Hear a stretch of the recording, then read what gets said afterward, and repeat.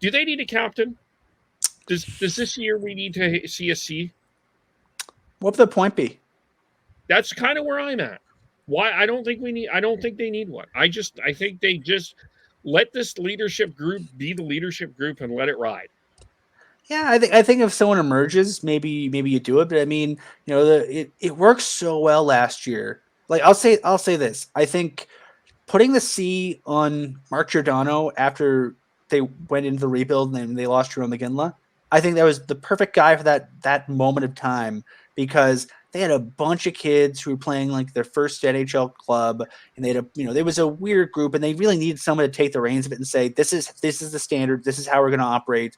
And they were lucky at that point because they had Brian Burke around for the first bit of it, and then they got Brad, and then they were able to sort of really establish an identity under Mark. And I think it in a lot of ways it perseveres to this day in terms of just the work ethic and how the identity of the club on the ice and off the ice. But realistically, after Mark left, unless you have someone who really fits like a glove the way Mark did, what's the point in forcing it? I think they have enough guys. They had 3 or 4 guys. I think Tanev was the fourth A, but between Kachuk and Monahan and Backlund, I think they had the right people wearing letters, and I think that'll probably persist until someone really steps out from the fore and says, "This is my hockey club." Yeah. Who replaces Kachuk with a letter? I'd say probably Huberdeau. I imagine it's probably Backlund, Huberdeau, Tanev.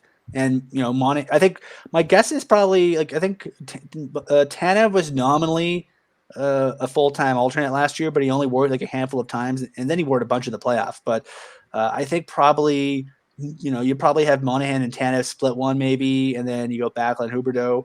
I think some combination of those 4 guys.